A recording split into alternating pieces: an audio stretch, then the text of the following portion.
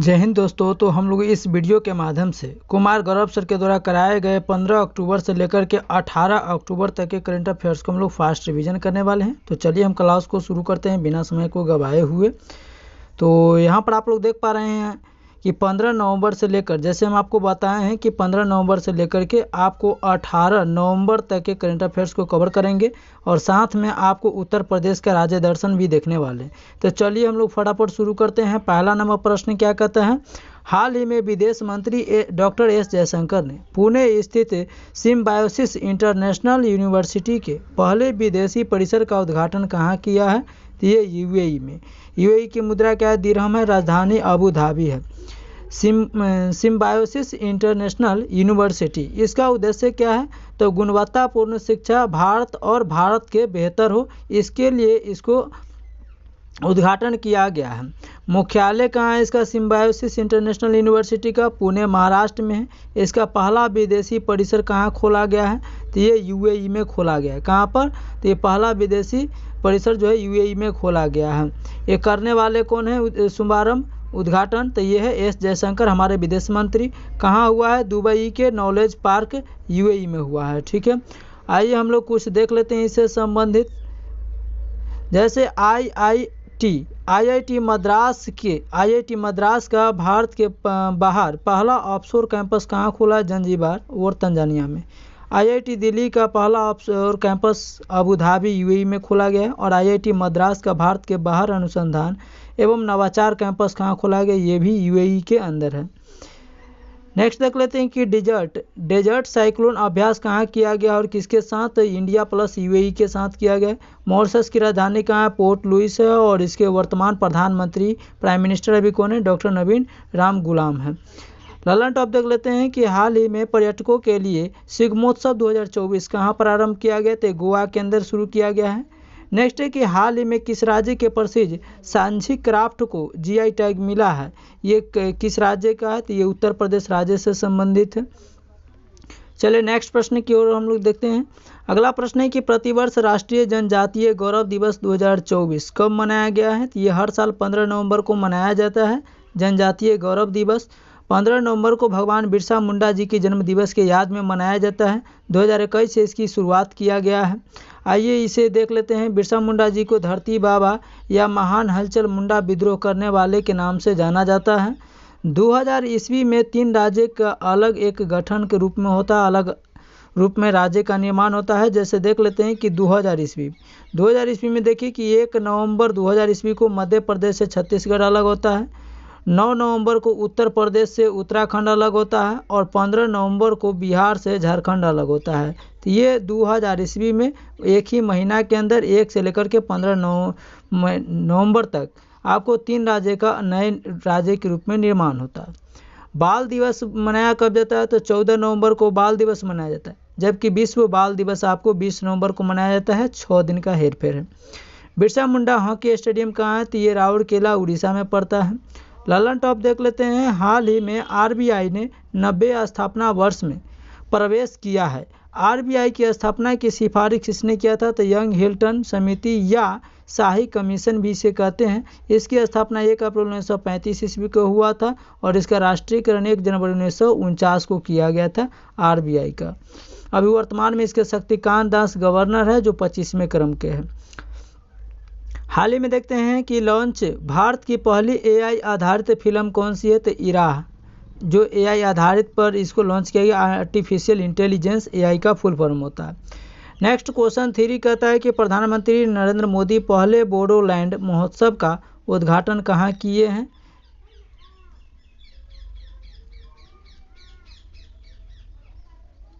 तो ये उद्घाटन आपको नई दिल्ली में किया गया है। बोडोलैंड महोत्सव पहली बार इसका शुभारंभ किया गया है हमारे प्रधानमंत्री नरेंद्र मोदी जी के द्वारा नई दिल्ली में। और यह इंदिरा गांधी खेल परिसर में इसकी उद्घाटन किया गया है। इस बार का थीम रहा है समृद्ध भारत के लिए शांति और सद्भाव। बोडो जनजाति कहाँ है? किस राज्य में? असम में। असम में एक महोत्सव मनाया जाता है जिसका नाम है बगरुम्बा। तो बगरुम्बा महोत्सव कहाँ मनाया जाता है? असम में। और बोडो जनजाति कहाँ निवास करती है? तो असम राज्य के अंदर।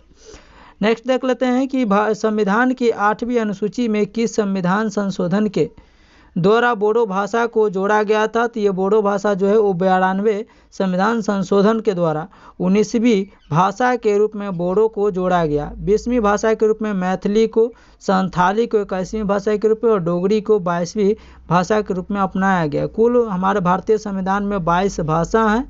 21वीं संविधान संशोधन के तहत सिंधी भाषा को जोड़ा गया था 15वां रूप में, और 71वां संविधान संशोधन के तहत नेपाली 16वीं भाषा के रूप में, मणिपुरी 17वीं के रूप में और कोंकणी 18वीं भाषा के रूप में इसे अपनाया गया था। आइए हम लोग लल्लन टॉप देख लेते हैं इस प्रश्न का। वित्त वर्ष 2023-24 में कार्गो थ्रूपुट में शीर्ष स्थान पर किस भारतीय बंदरगाह को मिला है? तो ये पारादीप बंदरगाह को दिया गया है और यह उड़ीसा में स्थित है। हाल ही में पेरिस ओलंपिक के लिए क्वालिफाई करने वाली एकमात्र भारतीय भारोत्तोलक कौन बन चुकी है? तो मीराबाई चानू बन चुके हैं। आप लोग को बताना है कि मीराबाई किस खेल से संबंधित है और किस राज्य से बिलोंग करती है।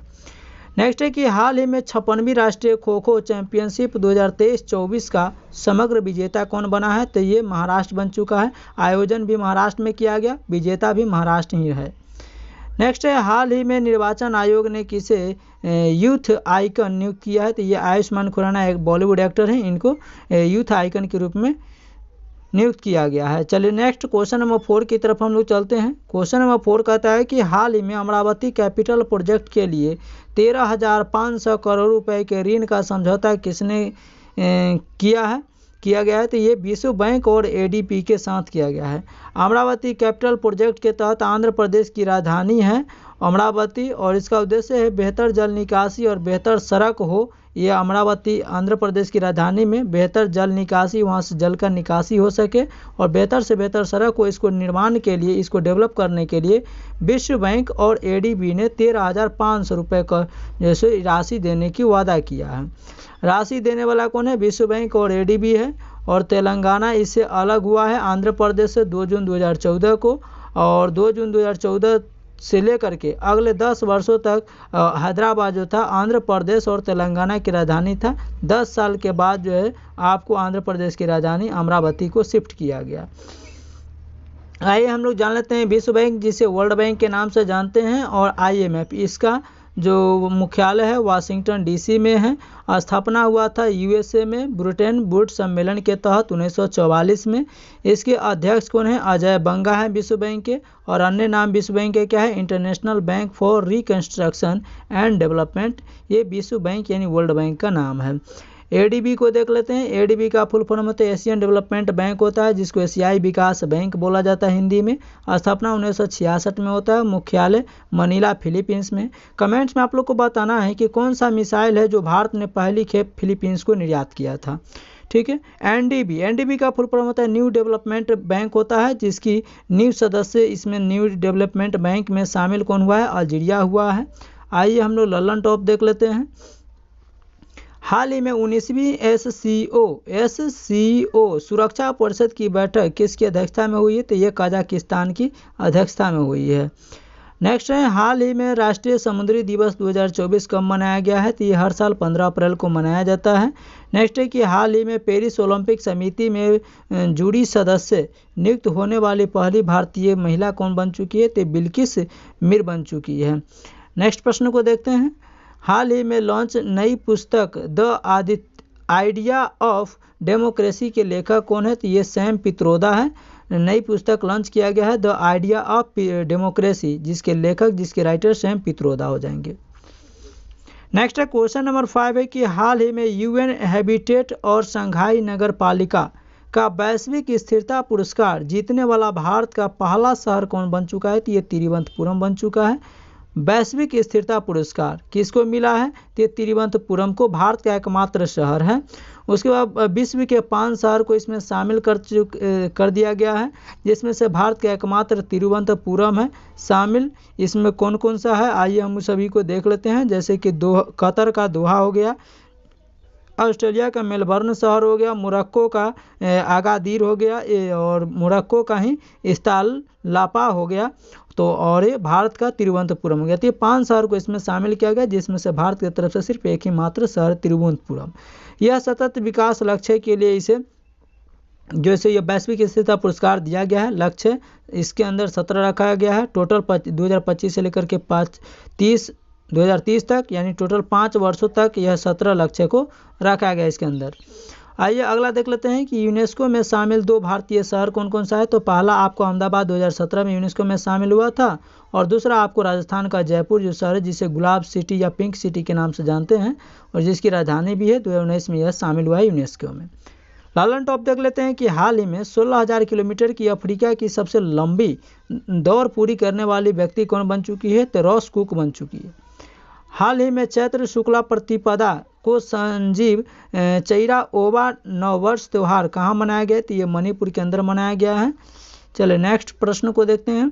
हाल ही में दिवंगत नोबेल पुरस्कार विजेता पीटर हिग्स ने किसका आविष्कार किया था। तो ये हिग्स बोसॉन, जिसे गॉड पार्टिकल भी कहा जाता है, इसके आविष्कार किए थे। आइए क्वेश्चन नंबर 6 को हम लोग देखते हैं। हाल ही में सर्पदंश को अधिसूचित रोग किसने घोषित कर चुका है। तो ये तमिलनाडु जो है वो सर्पदंश को अधिसूचित रोग घोषित कर चुका है। देख लेते हैं स्नेक बाइट, जिसे हम लोग हिंदी में सर्पदंश कहते हैं, इसकी घोषणा तमिलनाडु अधिसूचित रोग के रूप में कर चुका है। इस रोग को तमिलनाडु ने सार्वजनिक स्वास्थ्य एक्ट 1939 में भी शामिल कर चुका है। उद्देश्य क्या है, बेहतर उपचार हो और मौत कम से कम हो, इसका उद्देश्य रखा गया है इसके लिए घोषणा करने के लिए। स्टडी ऑफ स्नेक, सांपों का अध्ययन क्या कहलाता है, सर्पेंटोलॉजी कहलाता है, ये भी याद रखेंगे एग्जाम के लिए मोस्ट इंपोर्टेंट। ललन टॉप देखते हैं कि हाल ही में यूएसए का प्रतिष्ठित जॉन एल जैक स्वीगर्ट जूनियर पुरस्कार से किसे सम्मानित किया गया है। तो ये इसरो को। इसरो के अभी वर्तमान में चेयरमैन कौन है और इसकी स्थापना कब हुआ था, कमेंट्स में आप लोग छापेंगे। नेक्स्ट है, हाल ही में खुबानी खिलना महोत्सव 2024 कहाँ आरम्भ किया गया। तो ये लद्दाख में, लद्दाख की राजधानी लेह है। इसमें टोटल अभी वर्तमान में 7 डिस्ट्रिक्ट हैं। राज्यपाल बीडी मिश्रा हैं। हाल में सड़क परिवहन और राजमार्ग मंत्रालय ने वर्ष 2023-24 में कितने किलोमीटर राष्ट्रीय राजमार्गों का निर्माण किया है। तो ये 12,349 किलोमीटर का निर्माण किया है सड़क और परिवहन राजमार्ग मंत्रालय ने 2023 और 24 के अंदर। नेक्स्ट है कि हाल ही में अंतर्राष्ट्रीय मानव अंतरिक्ष उड़ान दिवस 2024 कब मनाया जाता है। तो ये 12 अप्रैल को मनाया जाता है, क्योंकि इसी दिन 12 अप्रैल को ही यूरी गागरिन जो थे वो प्रथम बार अंतरिक्ष में गई थी। ठीक है, चलिए क्वेश्चन नंबर 7 को देखते हैं कि हाल ही में वरिष्ठ नागरिकों के लिए पहला भुगतान समाधान जेनवाइज यूपीआई किस बैंक के सहयोग से लॉन्च किया गया है। तो देखिए, जो भी वरिष्ठ लोग हैं उन लोगों को सहायता प्रदान करने के, उनको डिजिटल भुगतान करने के लिए सहज और आसान बनाने के लिए जेनवाइज यूपीआई और जैसो एक्सिस बैंक ने यह समझौता किया है। ये यूपीआई का फुल फॉर्म क्या होता है, यूनिफाइड पेमेंट इंटरफेस होता है। लॉन्च किया है एक्सिस बैंक और जेनवाइज मिलकर के, ताकि वरिष्ठ लोगों को इसमें डिजिटल भुगतान करने में दिक्कत ना हो। उद्देश्य यही है कि सरल और सहज रूप से डिजिटल भुगतान सभी लोग कर सके। आइए ललन टॉप देख लेते हैं हम लोग कि हाल ही में लक्षद्वीप में शाखा खोलने वाला पहला निजी बैंक कौन बन चुका है। तो ये HDFC बन चुका है लक्षद्वीप में अपना पहला शाखा, पहला ब्रांच को खोलने वाला। नेक्स्ट है कि हाल ही में भारत में पहली बार किस देश ने लिंडी कैमरून को महिला उच्चायुक्त पद पर नियुक्त किया है। तो ये इंग्लैंड ने नियुक्त किया है। हाल ही में उत्तर प्रदेश का पहला ग्लास स्काई वॉक कहाँ प्रारंभ किया, चित्रकूट में, और यह धनुष की आकृति के जैसा था, ये आप लोग देखेंगे। बिहार में कहाँ, तो राजगीर में इसको स्थापना किया गया ग्लास ब्रिज का। नेक्स्ट है कि हाल ही में जारी विश्व साइबर अपराध सूचकांक में भारत को कौन सा स्थान मिला है। तो ये 10वां स्थान है साइबर अपराध के मामले में पूरे विश्व में भारत। नेक्स्ट है बिहार में ग्लास ब्रिज अभी बताएं राजगीर में स्थापित किया गया। नेक्स्ट है कि हाल ही में 15 जिलों में नार्को अपराधियों के खिलाफ किसने ऑपरेशन कवच 6.0 चलाया है, एग्जाम के लिए महत्वपूर्ण है। तो ये चलाने वाला नई दिल्ली है। ऑपरेशन 6.0, ऑपरेशन कवच 6.0 है, शुरू नई दिल्ली पुलिस ने किया है। यह 15 जिलों में इसकी शुरुआत किया गया है। उद्देश्य क्या है, तो जो भी मादक पदार्थ होते हैं, मादक पदार्थ नार्को अपराधी पर लगाम लगाने के लिए। अब मादक पदार्थ क्या होता है, तो जितने भी सारे हेरोइन हो गया या गांजा हो गया या ड्रग्स हो गया, ये नशीला पदार्थ पर रोकथाम को लगाने के लिए इसकी शुरुआत किया गया है। आइए हम लोग इससे संबंधित कुछ ऑपरेशन को देख लेते हैं। जैसे सद्भाव ऑपरेशन आपको टाइफून यागी में चलाया गया था, इंद्रावती ऑपरेशन हैती में, अजय ऑपरेशन इजराइल के अंदर, बांकी बांकेट ऑपरेशन उत्तराखंड में चलाया गया था। उत्तराखंड में लगे जंगलों में आग पर काबू पाने के लिए इसकी शुरुआत किया गया था। और संकल्प ऑपरेशन को वायुसेना द्वारा शुरू किया गया था भारतीय जहाज़ों के रक्षा के लिए। और सर्वशक्ति ऑपरेशन आपको जम्मू कश्मीर में शुरुआत किया जाता है आतंकवादी संगठन को निपटाने के लिए। और जम्मू कश्मीर में ही आपको मवेशी की सुरक्षा के लिए ऑपरेशन कामधेनु भी चलाई गई थी। चलिए आइए हम लोग ललन टॉप देख लेते हैं कि हाल ही में ब्लू ओरिजिन के अंतरिक्ष पर्यटन मिशन NS-25 के लिए चुने गए पहले भारतीय पायलट कौन है? तो ये गोपी थोटाकुरा है। हाल ही में पारंपरिक फसल उत्सव पुथुंडू का आयोजन कहाँ किया गया? ये तमिलनाडु के अंदर शुरुआत किया गया है। चलिए नेक्स्ट देख लेते हैं कि हाल ही में चर्चा में रहे संस्मरण नाइफ का संबंध किससे है? तो ये सलमान रुश्दी से नाइफ का संबंध है। नेक्स्ट है हाल ही में अंतर्राष्ट्रीय मुद्रा कोष के प्रबंध निदेशक पद पर किसे नियुक्त किया गया है? तो क्रिस्टलिना जॉर्जीवा को नियुक्त किया जा चुका है। आइए हम लोग क्वेश्चन नंबर 9 की तरफ चलते हैं। हाल ही में इंडियन ऑयल का नया अध्यक्ष किसे चुना गया? अरविंद सिंह साहनी को इंडियन ऑयल का नया अध्यक्ष नियुक्त किया गया है। भारत की सबसे बड़ी तेल कंपनी कौन है? तो ये इंडियन ऑयल है, ये भी आप लोग याद रखिएगा। इसके अध्यक्ष अभी अरविंद सिंह साहनी को नियुक्त किया गया है। अगले 5 वर्षों के लिए इन्हें कैबिनेट ने मंजूरी दे चुका है। स्थापना इंडियन ऑयल का किया गया था 1964 के अंदर, ये भी आप लोग याद रखिएगा। फिक्की के वर्तमान अध्यक्ष किसे अभी नियुक्त किया गया है? हर्षवर्धन अग्रवाल को। 91वें chief justice of India Sanjiv Khanna को नियुक्त किया गया है। इससे पहले कौन थे आप लोग को कमेंट्स में बताएंगे। DY चंद्रचूड़ थे जो 50वें क्रम के थे। ठीक है। मध्य प्रदेश पर्यटन ब्रांड एम्बेसडर किसे नियुक्त किया गया है? ये पंकज त्रिपाठी को। जबकि वहीं पर यूएसए में खुफिया निदेशक के लिए किसे नियुक्त किया गया? तुलसी गेबार्ड को। और थाईलैंड पर्यटन के ब्रांड एम्बेसडर के रूप में सोनू सूद बॉलीवुड एक्टर को नियुक्त किया गया है। आइए हम लोग देखते हैं ललन टॉप के बारे में कि हाल ही में मेनिंजाइटिस के लिए टीका लगाने वाला पहला देश कौन बन चुका है? ये नाइजीरिया बन चुका है। हाल ही में भारत की पहली हाइब्रिड पिच किसे क्रिकेट स्टेडियम में स्थापित की गई थी? ये धर्मशाला के हिमाचल प्रदेश स्टेडियम में स्थापित किया गया है। नेक्स्ट देखते हैं कि हाल ही में पहली बार युद्ध अभ्यास मिशन विक्टर्स हेज आयोजित करने की घोषणा किसने किया है? तो ये यूएसए ने शुरू किया है। हाल ही में विश्व विरासत दिवस 2024 को मनाया गया है। ये 18 अप्रैल को मनाया गया है।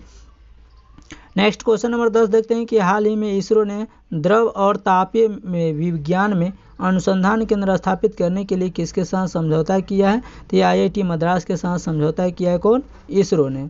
शुरू किसने किया था? इसरो ने किया है। समझौता IIT मद्रास के साथ किया गया है। उद्देश्य क्या है? प्रक्षेपण यान की थर्मल चुनौतियों को समाधान ढूंढने के लिए इसको IIT मद्रास के साथ इसरो ने समझौता किया है। ललन टॉप देख लेते हैं कि हाल ही में देश के नौसेना प्रमुख पद पर किसे नियुक्त करने की घोषणा की गई है? तो दिनेश त्रिपाठी को नौसेना प्रमुख के पद पर नियुक्त किया गया है। हाल ही में भारत ने ब्रह्मोस सुपरसोनिक क्रूज मिसाइल प्रणाली की पहली खेप किसे दिया है? फिलीपींस को। यही प्रश्न आप लोगों से कमेंट्स में पूछे थे। चलिए नेक्स्ट है कि आकाश मिसाइल का पहला निर्यात आर्मेनिया को किया गया, ब्रह्मोस को फिलीपींस को दिया गया। हाल ही में चर्चा में रहे संस्मरण जस्ट ए मर्सिनरी का संबंध किससे है? तो D सुब्बाराव से संबंधित है। हाल ही में संयुक्त राष्ट्र जनसंख्या कोष में अपनी रिपोर्ट में भारत की जनसंख्या का कितना अनुमान लगाया गया? तो 144 करोड़ को अनुमान लगाया गया है। राज्य दर्शन उत्तर प्रदेश को हम लोग देख लेते हैं, फिर हम लोग नेक्स्ट डे को करंट अफेयर्स को देखेंगे इसी क्लास में। गोविंद बल्लभ पंत जिसे प्राकृतिक कहते हैं, कृत्रिम बंदरगाह पंत के यानी कि कृत्रिम सागर के नाम से जाना जाता है, मानव निर्मित है गोविंद बल्लभ पंत और ये रिहंद बांध पर है, ये याद रखिएगा। ठीक है। चलिए आइए हम लोग देखते हैं माता टीला परियोजना कहाँ पर है? तो बेतवा नदी पर है, उत्तर प्रदेश में। राजघाट बांध कहाँ? ललितपुर में है, 18 गेट इसमें है। आधारशिला स्वर्गीय इंदिरा गांधी ने इसकी किया था 1871 में। किसका? राजघाट बांध का। ढुकवान बांध या दुकमा बांध कहाँ? उत्तर प्रदेश में। यह यमुना नदी की सहायक नदी है, यमुना नदी की बेतवा यहाँ पर ये स्थित है। बखीरा झील कहाँ है? संत कबीर नगर में है। नवाबगंज झील कहाँ? उन्नाव जिला में। सुरहा ताल कहाँ? बलिया में। कीमठ ताल कहाँ? आगरा में। और मोती झील कहाँ है? ये कानपुर में। आइए हम लोग गंगा नदी की कुछ सहायक नदियों को हम लोग देख लेते हैं। जैसे ये हमारा हो गया गंगा रिवर, ठीक है, ये हमारा गंगा रिवर हो गया। यहाँ पर देखते हैं कि गंगा नदी की जो उत्तर, क्योंकि इस तरीके से मैप हम लोग देखते हैं तो ऊपर में नॉर्थ होता है, नीचे में साउथ, इधर में वेस्ट होता है, इधर में ईस्ट होता है, यानी कि ऊपर उत्तर होता है, नीचे दक्षिण होता है, इधर पश्चिम होता है, इधर पूरब होता है। तो हम लोग देख लेंगे पहले कि उत्तर साइड से कौन कौन सी गंगा की सहायक नदियाँ है, फिर हम लोग देखेंगे दक्षिण से कौन कौन सी सहायक नदियाँ है। ठीक है, चलिए देखते हैं कि पहले भागीरथी इसकी सहायक नदी है, उसके बाद अलकनंदा है, उत्तर से रामगंगा हो गया, गोमती हो गया, घाघरा हो गया या राप्ती हो गया, ठीक है, गंडक हो गया, इधर से कोसी हो गया, बिहार से महानंदा हो गया। ठीक है, तो ये सब सहायक नदियां हैं। फिर हम लोग देखेंगे कि कौन सी नदी के किनारे कौन सा शहर बसा हुआ। इधर से हम लोग देख लेते हैं तो बेतवा हो जाएगा। ठीक है, नीचे हम लोग देख लेते हैं तो नीचे से यहाँ पर देख लेते हैं कि यमुना यहाँ से हो जाएगा सहायक नदी, ये आपको चंबल हो गया यमुने में, बेतवा हो गया, केन हो गया, टोंस नदी हो गया, सोन नदी हो गया। अब हम लोग देख लेते हैं कि कौन सा शहर किस नदी के किनारे है। यहाँ पर हम लोग देख लें कि ये भागीरथी है जो गंगा में आकर के मिलती है। अलकनंदा यहाँ से आती है, तो यहाँ पर गंगा के किनारे कौन है, हरिद्वार। तो पहले हम लोग देख लेते हैं कि गंगा के किनारे कौन कौन सा शहर है। जैसे यहाँ पर देख लीजिए हरिद्वार, ये है ना, ये आपको गंगा नदी है। ठीक है, यहाँ पर देख लीजिए कि हरिद्वार हो गया, कन्नौज हो गया, बनारस हो गया, छपरा पटना यहाँ पर हो गया, भागलपुर हो गया। तो उत्तर साइड से ये हरिद्वार, कन्नौज, बनारस, छपरा, पटना, भागलपुर, ये आपको गंगा नदी के किनारे। इधर से देख लेते हैं हम लोग, अब नीचे से देख लेते हैं तो गंगा नदी के किनारे, तो नीचे से देख लेते हैं कि यमुना के किनारे कौन कौन सा है। तो यमुना के किनारे हमारा दिल्ली हो जाएगा, मथुरा हो जाएगा और इटावा हो जाएगा। तो यमुना के किनारे कौन कौन सा है, और आगरा हो जाएगा। तो यहाँ पर 4 गो है यमुना के किनारे, दिल्ली, मथुरा, इटावा और आगरा, ये यमुना नदी के किनारे है। और यमुना और गंगा के संगम पर यहाँ पर आपको प्रयागराज है, क्या है, प्रयागराज है। ठीक है, अब हम लोग ऊपर देख लेते हैं, जैसे देखेंगे कि रामगंगा के किनारे है बरेली शहर है। ठीक है, रामगंगा के किनारे बरेली शहर है। गोमती के नदी के किनारे लखनऊ है और आपका जौनपुर है, ये एग्जाम के लिए महत्वपूर्ण हो जाएगा। और घाघरा और वहाँ से आती है राप्ती सहायक नदी, तो ये घाघरा में है देवरिया और राप्ती में है गोरखपुर राप्ती नदी के किनारे। गंडक ऊपर से आती है, इसके बाद यहाँ पर देखिए तो ये हो गया, यहाँ से महानंदा आती है।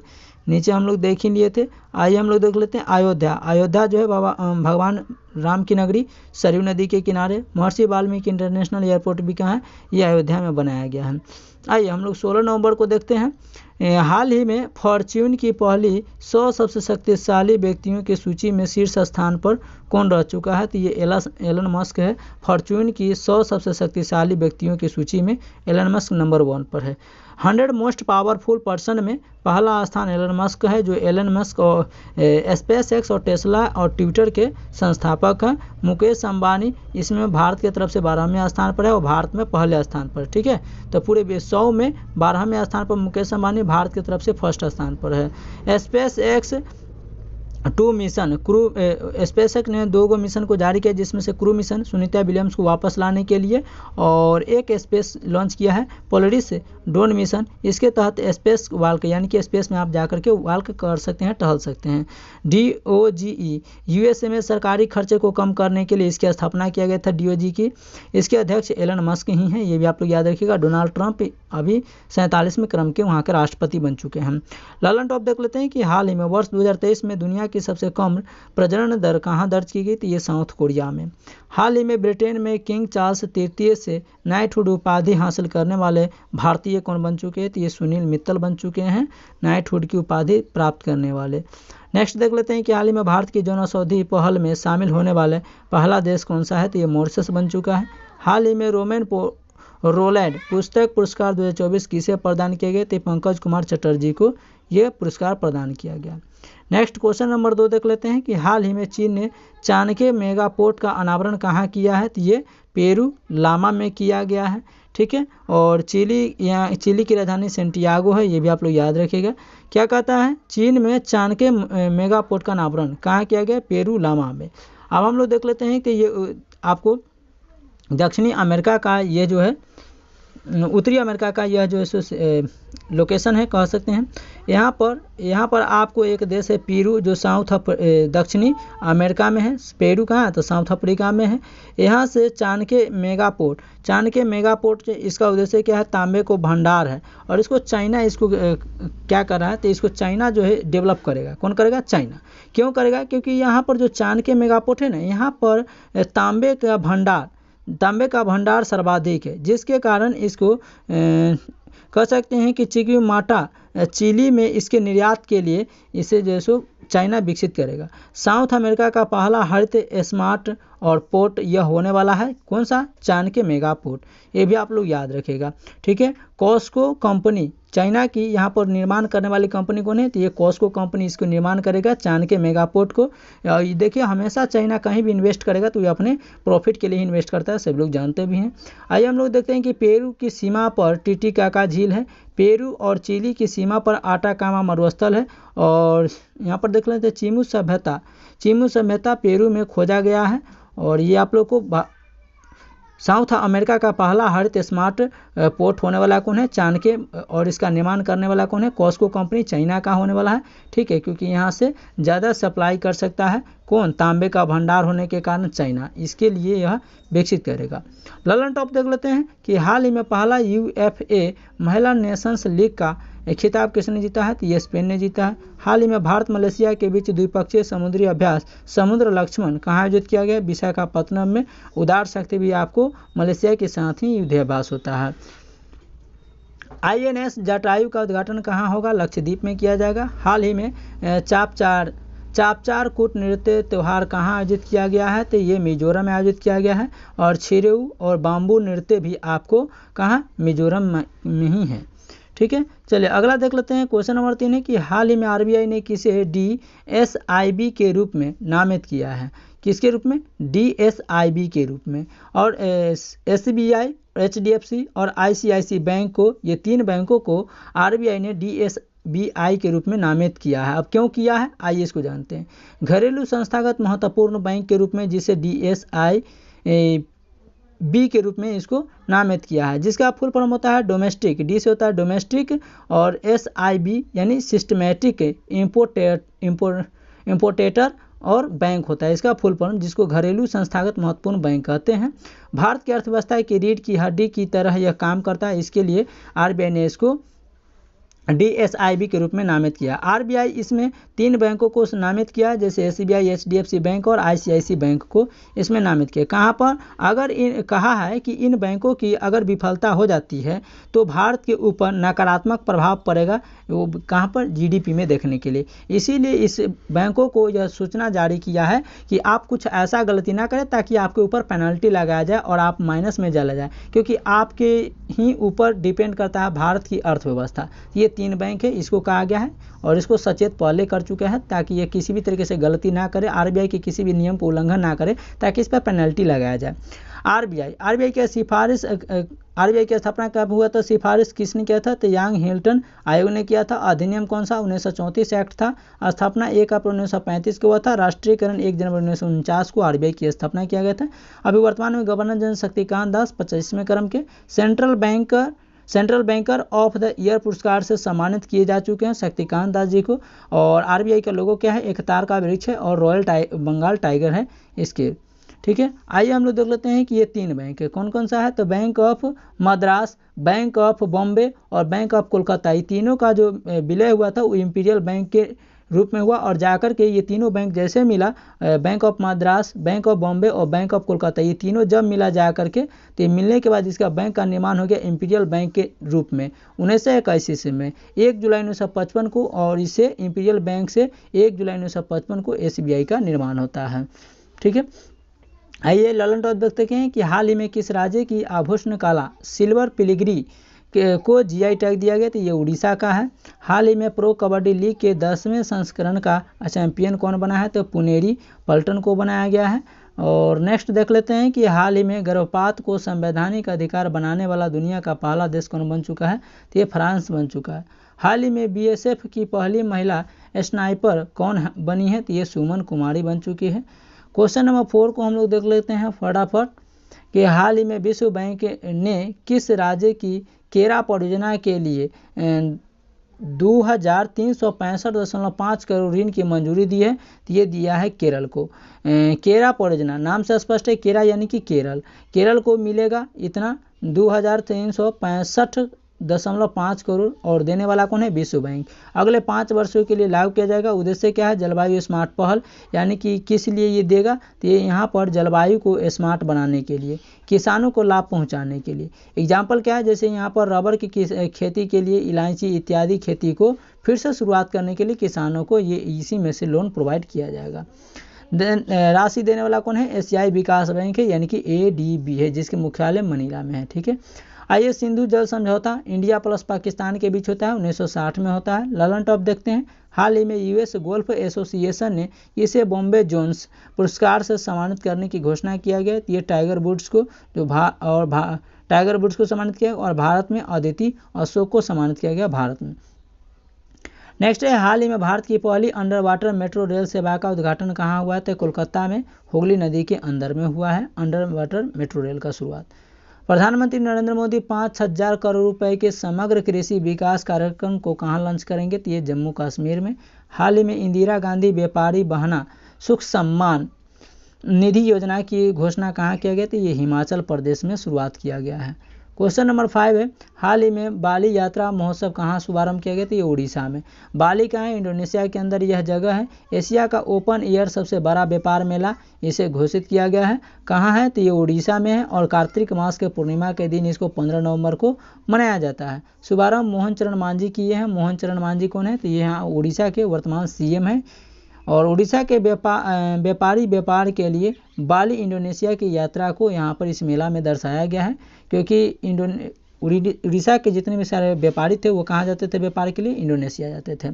गुरु नानक जी की जयंती कार्तिक पूर्णिमा को दिन मनाया जाता है। और गोटी पुआ और दलखई और सलेश्वरी नृत्य कहाँ है? तो ये उड़ीसा से संबंधित है। और धानु यात्रा, नुआखाई, रज पर्व, ये रज पर्व या राजा पर्व इसे कहते हैं। रथ यात्रा पुरी में, और उड़ीसा महोत्सव भी है। ठीक है। ललन टॉप देखते हैं कि हाल ही में राष्ट्रीय युवा संसद महोत्सव 2024 में प्रथम स्थान किसे मिला है? तो यतिन भास्कर को दिया गया है। नेक्स्ट देख लेते हैं कि हाल ही में भारत का पहला AI शिक्षक आइरिस कहाँ लॉन्च किया गया है? केरल में। हाल ही में उत्तर अटलांटिक संधि संगठन में शामिल 32वां सदस्य देश कौन बन चुका है? तो ये नाटो बन चुका है। नाटो का मुख्यालय कहाँ? ब्रुसेल्स में, बेल्जियम में है। अध्यक्ष इसके मार्क रूट हो जाएंगे। नाटो का full form North Atlantic Treaty Organisation होता है। ठीक है। तो क्या क्वेश्चन था कि हाल ही में उत्तर अटलांटिक संधि संगठन में शामिल 32वां सदस्य देश कौन बन चुका है? तो ये 32वां स्वीडन बन चुका है, 31वां फिनलैंड था। चलिए नेक्स्ट देख लेते हैं कि हाल ही में भारत में फार्मूला 1 ईंधन स्टाम्प का उद्घाटन करने वाली पहली देशी कंपनी कौन बन चुकी है? तो इंडियन ऑयल बन चुकी है। नेक्स्ट है, क्वेश्चन नंबर 6 है कि हाल ही में भारतीय तटरक्षक बल ने क्षेत्रीय स्तर पर प्रदूषण प्रतिक्रिया अभ्यास रीप्रैक्स 2024 आयोजन कहाँ किया है? तो ये पारादीप के अंदर। आइए देख लेते हैं कि रीप्रैक्स आयोजन करने वाला कौन है? इंडियन कोस्ट गार्ड है। और रीप्रैक्स का फुल फॉर्म क्या होता है? रीजनल पोल्यूशन रिस्पॉन्स एक्सरसाइज, जिसे हिंदी में क्षेत्रीय स्तर प्रदूषण प्रतिक्रिया अभ्यास कहा जाता है। कहाँ शुरू किया गया? पारादीप। और पारादीप कहाँ? उड़ीसा में। उद्देश्य क्या है? तेल रिसाव और समुद्री जहाज़ों को रिसाव को रोकना। जैसे मान लीजिए कि ये पारादीप पर अगर मान के चलिए कोई जहाज आया तेल को भर करके, टैंक को भर करके एक देश से दूसरे देश जाने के लिए, अगर बाय द वे यहाँ पर रिसाव हो गया, तो रिसाव जो होगा तो ये समुद्र में ये तेल को निकलेगा, समुद्र में तेल बहेगा, और समुद्र में तेल बहेगा तो क्या होगा? वहाँ पर तेल समुद्री प्रदूषण होगा। तो इसको रोकने के लिए इसकी शुरुआत किया गया है। इंडियन कोस्ट गार्ड के बारे में जान लेते हैं कि इसकी स्थापना जो हुआ था 1 फरवरी 1977 को हुआ था। अधिनियम 1978 एक्ट था। और यहाँ पर DG यानी कि डायरेक्टर जनरल कौन है? राकेश पॉल का निधन हो चुका है, जो DG यहाँ पर थे। अभी इनके जगह पर कौन आ चुके हैं? तो इनके जगह पर परमेश शिव मनी आ चुके हैं। ठीक है। ललन टॉप देख लेते हैं फटाफट हम लोग। हमारा संविधान हमारा सम्मान अभियान कहाँ प्रारंभ किया गया? तो बीकानेर में। ये आपको पहला। दूसरा आपको प्रयागराज में शुरू किया गया था। हाल ही में अंतर्राष्ट्रीय महिला दिवस 2024 के अवसर पर राज्यसभा के लिए किसे मनोनीत किया गया है? तो ये सुधा मूर्ति को उपन्यास डॉलर बहू के लिए। ठीक है। चलिए नेक्स्ट देख लेते हैं कि हाल ही में आर्किटेक्चर नोबेल प्रित्जर पुरस्कार 2024 के लिए किसे चुना गया है? तो ये रिकेन थामा मोटा को चुना गया है, जो जापान के रहने वाले हैं। आइए नेक्स्ट क्वेश्चन को देख लेते हैं कि हाल ही में मिस वर्ल्ड 2024 का खिताब किसने जीता है, तो क्रिस्टीना प्लिस्कोवा ने जीता है।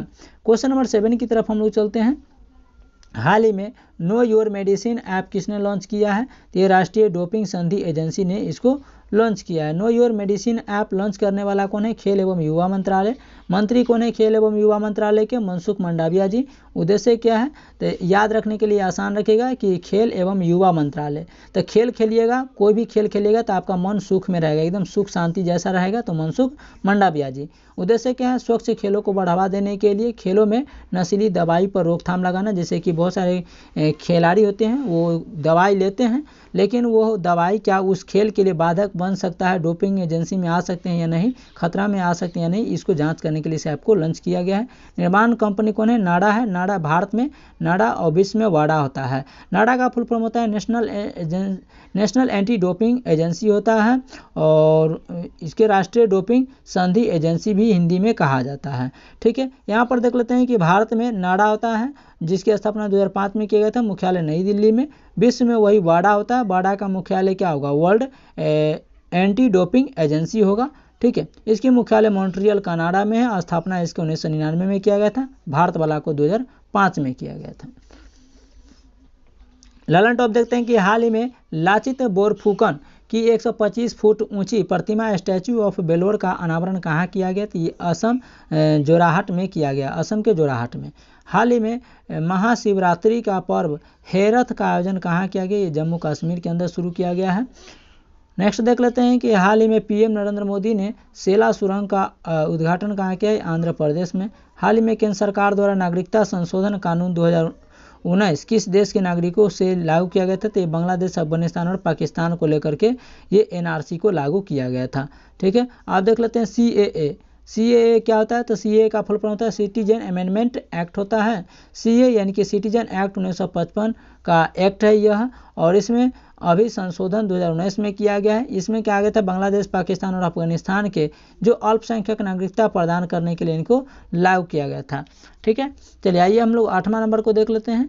8वां नंबर प्रश्न क्या कहता है कि हाल ही में वॉल्ट डिज्नी मीडिया ने किसके साथ विलय कर चुका है, तो एक और विलय हो चुका है। जैसे रिलायंस और वॉल्ट डिज्नी मीडिया जो है, जैसे कि डिज्नी प्लस हॉटस्टार, डिज्नी अलग था और डिज्नी प्लस और एक हॉटस्टार अलग था, लेकिन दोनों विलय हो गया। अब यहाँ पर देखते हैं कि जो रिलायंस है और वॉल्ट डिज्नी मीडिया है ये आप विलय हो चुका है। अब यहाँ पर देख सकते हैं कि ये कौन हो चुका है, तो इसमें रिलायंस समूह में ये विलीन हो चुका है। विलय 100 टीवी चैनल और 2 ओटीटी प्लेटफॉर्म हो जाएंगे। ओटीटी का फुल फॉर्म होता है ओवर द टॉप होता है, ये याद रखिएगा। आते हैं एग्जाम्पल में देखें तो हॉटस्टार प्लस जियो सिनेमा अब होने वाला है। इसके अंदर बाकी आपको 100 टीवी चैनल होंगे और 2 ओटीटी प्लेटफॉर्म होंगे, जैसे एक हॉटस्टार होंगे, एक जियो सिनेमा होगा। Amazon plus net film flix इसमें सर्पदा करने के लिए विलय किया गया है। ठीक है, शामिल कौन कौन है, तो इसमें शामिल हो जाएगा जियो सिनेमा हो जाएगा, वैकॉम 18 होगा, स्टार इंडिया हो जाएगा, और न्यू नाम इसको अब हो जाएगा jiostar.com होने वाला है। ठीक है, चलिए ललन टॉप देख लेते हैं हम लोग कि हाल ही में 96 ऑस्कर पुरस्कारों में सर्वश्रेष्ठ फिल्म का पुरस्कार किसे मिला है, ओपनहाइमर को मिला है। निर्देशक कौन है इसके, तो क्रिस्टोफर नोलन है ओपनहाइमर के। हाल ही में पुलिस ने पशु तस्करी को रोकने के लिए ऑपरेशन कामधेनु कहाँ चलाया, तो अभी हम आपको बताएं जम्मू कश्मीर में चलाया गया है, और सर्वशक्ति आतंकी संगठन को रोकने के लिए ऑपरेशन को शुरू किया गया था। ठीक है, नेक्स्ट देख लेते हैं कि हाल ही में भारतीय पैरालंपिक समिति का अध्यक्ष किसे नियुक्त किया गया है, चुना गया, तो ये देवेंद्र झंझाड़िया को चुना गया है। हाल ही में अफ्रीकी महाद्वीप द्वारा अपनाए गए याउंडेड घोषणा पत्र का संबंध किसे है, तो ये मलेरिया से संबंधित है, ये भी आप लोग याद रखेंगे।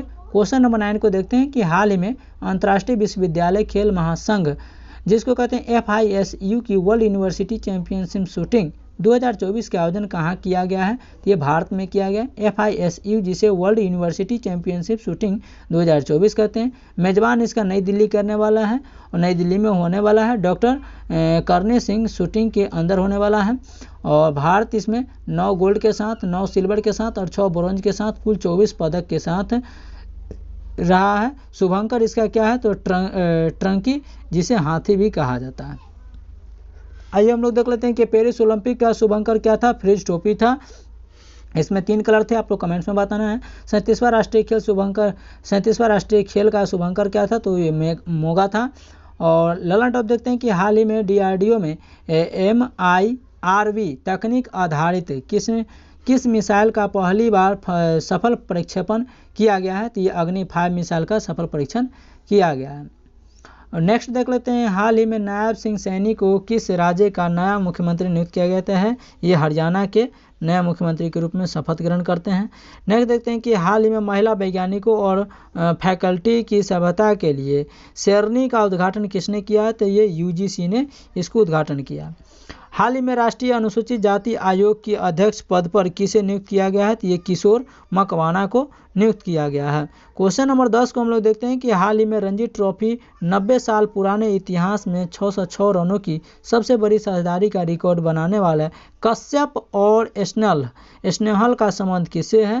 तो ये हैं आपको गोवा राज्य से। कश्यप और स्नेहल ये गोवा के टीम के रहने वाले हैं। खिलाफ अरुणाचल प्रदेश के खिलाफ इन्होंने ठोका है। साझेदारी 606 रनों की एक पारी में रणजी ट्रॉफी इतिहास का सबसे बड़ी साझेदारी इनके रणजी ट्रॉफी में रह चुका है।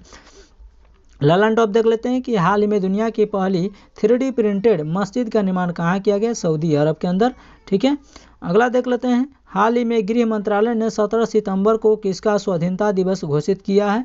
ये 17 सितंबर 1948 को स्वाधीनता दिवस मनाया जाता है, क्योंकि ऑपरेशन अपोलो के तहत भारत में हैदराबाद को मिलाया गया था। नेक्स्ट है कि हाल ही में गोरसम कोरा महोत्सव का आयोजन कहाँ किया गया। ये अरुणाचल प्रदेश में इसकी आयोजन किया गया है। वीडियो ज़्यादा लंबा ना हो तो हम तो प्रयास किए थे कि 18 नंबर को इसी में लपेट लिया जाएगा, लेकिन चले कोई बात नहीं, इसको हम 18-19 को हम लोग नेक्स्ट वीडियो में लेकर के आएंगे। तब तक के लिए जय हिंद, जय सदा। आप लोग क्लास को लाइक और शेयर कीजिएगा, कमेंट्स में एक अच्छा सा प्यारा कमेंट्स जरूर कीजिएगा ताकि हम लोग मोटिवेट रहें। चलिए मिलते हैं नेक्स्ट क्लास में, तब तक के लिए जय हिंद।